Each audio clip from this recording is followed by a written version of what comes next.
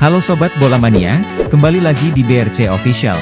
Ada kabar menarik nih mengenai Persik dan Divaldo Alves mulai buka negosiasi kontrak baru untuk beri Liga 1 2023-2024. Kelanjutan kerjasama antara Persik dengan pelatih Divaldo Alves mulai sedikit ada titik terang. Kedua pihak sudah saling membuka diri dengan negosiasi klausul perpanjangan kontrak untuk beri Liga 1 2023-2024. Kami sudah ada pembicaraan soal kontrak baru musim nanti.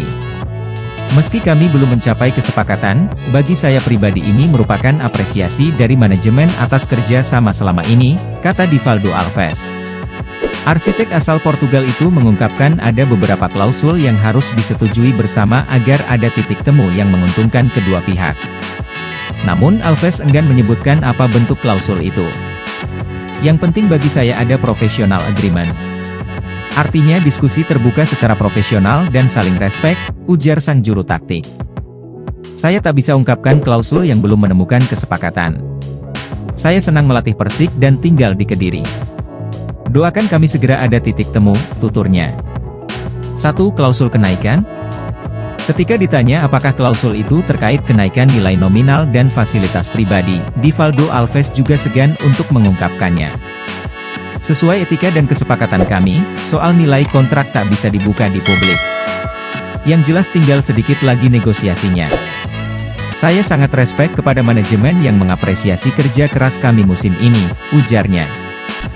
Di bawah sentuhan Divaldo Alves, performa Persik meningkat signifikan.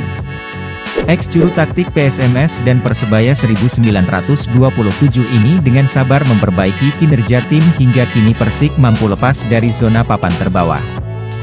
2. Ogah Jemawa. Kendati begitu, Alves tak merasa jemawa bahwa prestasi Persik karena prestasi pribadinya. Kami sebuah tim. Jadi keberhasilan Persik bukan karena jasa saya semata. Manajemen, ofisial, dan seluruh pemain punya andil besar, Alves menuturkan. Saya senang karena manajemen mengakui kerja keras seluruh elemen tim. Termasuk pemain yang tampil bagus dapat perpanjangan kontrak, jelasnya. Nah itu dia Sobat Bola Mania untuk update kabar kali ini, bagaimana pendapat kalian Sobat? Tulis pendapat kalian di kolom komentar ya Sobat dan jangan lupa untuk like, comment, and subscribe.